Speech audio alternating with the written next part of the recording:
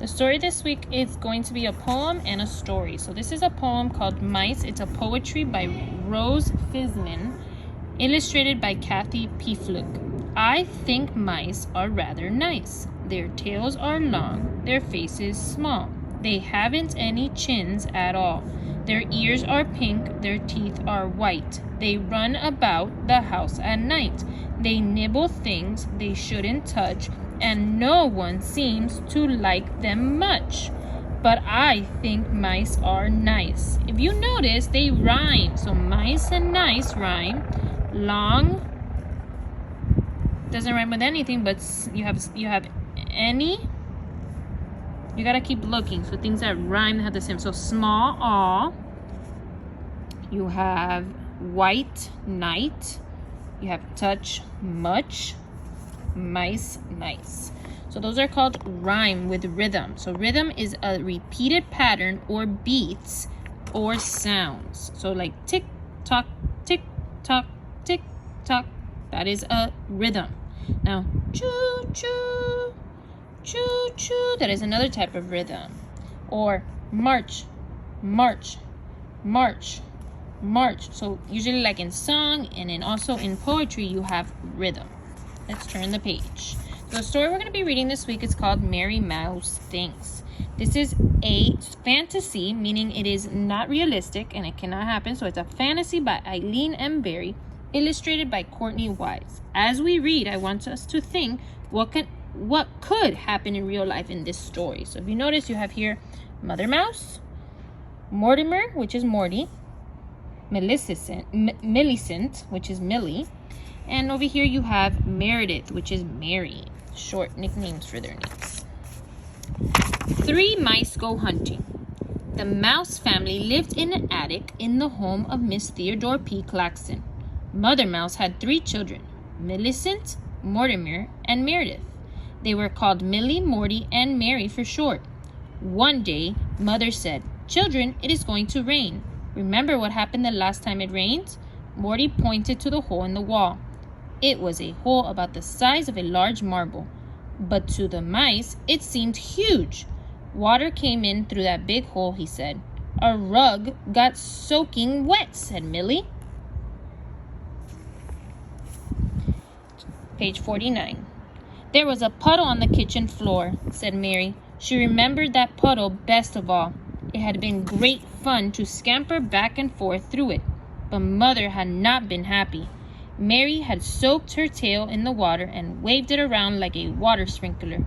Water sprayed all over the kitchen, and the cheese sandwiches on the table were soggy.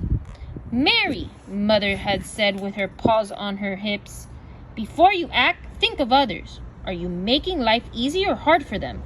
Mary had to wipe up every drop with a scrape of paper towel. She had not forgotten. Turn the page. Page 50. Now Mother frowned at the hole in the wall. We do not want water coming in again. We need to find something to plug the hole. Millie's face lit up with excitement. May we go down into the house and hunt for something? She squeaked.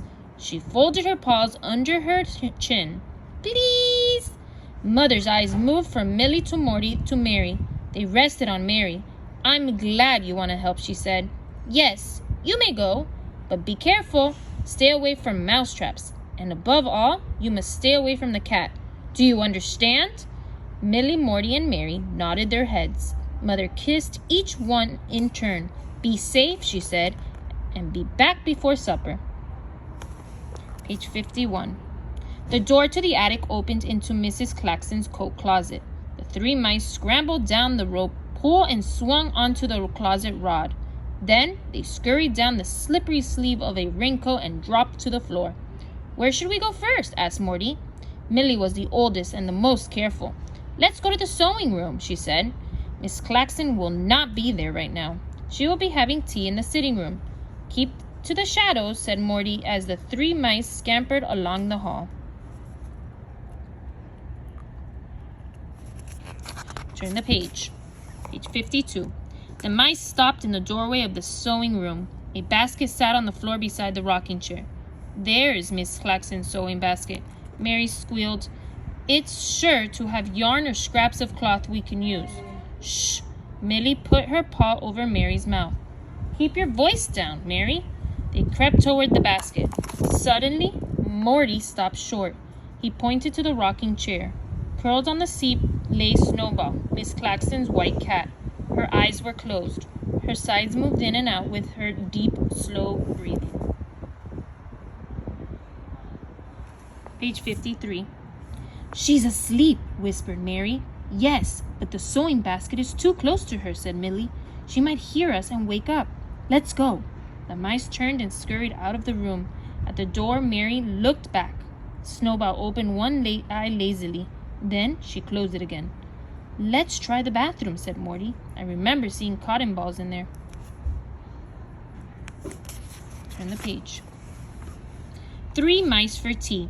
The cotton balls were in a glass jar on the high sink. The mice tried to climb the pipes. They slid and slid. They slipped and slid. And they slid and they slipped. At last, they all landed in a pile on the floor. It's no use, said Morty. We'll never get up there. Let's think, said Millie. What else could we use to plug the hole? How about a newspaper? Asked Morty. Miss Claxton won't mind if we take a page. She always says there's no good news in the paper anyways. Where does Miss Claxton keep the newspaper? Asked Mary. In the sitting room, said Millie. And that's where she's having tea. Well, just have to be very quiet, said Morty. Come on, let's go. Page 55. As they neared the sitting room, the mice heard voices and clicking teacups. Oh dear, said Millie. Miss Claxton has company for tea. I don't feel good about this. Morty peeked around the doorway. They're seated at the tea table over by the window, she said. Miss Claxton and 2 other ladies. Can you see any newspaper? Asked Mary. There's one on the sofa near us, said Morty. Let's be quiet and quick and quiet. The 3 mice ran up the leg of the sofa and leaped onto the soft pillow. They tugged at a page of the newspaper. Turn the page. Suddenly, Miss Claxton stood and walked towards him. Zelda, I just saw an ad for the new cat food in the paper today, she said. I'll tear it out for you. 3 mice dove between the pages of the newspaper. They froze. It's right here, Zelda, on the back page of the crossword puzzle. Miss Claxton picked up the paper and opened it. Eek! She screamed and threw the paper across the room. Help! Mice! Help! The 3 mice landed with a thump on the floor by the tea table. Miss Claxton's 2 friends squeaked and climbed up into their chairs. Snowball! Miss Claxton screamed. Snowball, come quick! Catch these nasty critters! Back to the attic, Millie cried. This way, now! Millie scampered off towards the doorway. Morty followed right on Millie's tail, but Mary stopped still in her tracks. Something had caught her eye. Underneath the tea table lay a crumbled paper napkin. It was covered with pink and red roses. It was beautiful. It would be perfect for plugging the hole. Mother's words came back to Mary's mind. Before you act, think of others. Mary scampered under the tea table and snatched up the napkin in her teeth. Then she ran to the doorway, but she was too late. Miss Claxton stood right in Mary's way with the rolled-up newspaper in her hand, and just behind Miss Claxton was Snowball. Mary stopped for only a moment. Then she ran as fast as she could towards Miss Claxton's shiny black shoes. I'm going to faint, Miss Claxton wobbled backwards, stepping on Snowball's paw. Snowball howled. Woo! Mary streaked past him. She raced down the hall and into the closet. She jumped onto the belt of the raincoat and scrambled up the sleeve. Page 59. Millie and Morty were waiting. Up the rope. Pull, Mary, pull, hurry. The 3 mice tumbled back into the attic and lay panting. Mary dropped the napkin at Mother's feet. It's beautiful, Millie said. It will plug up the hole, said Morty. It's perfect, Mother said. She gave Mary a hug. My dear girl, it was foolish of you to get so close to Miss Claxton, and it was very foolish of you to get so close to the cat. But thank you for thinking of me. This napkin will make my life easier.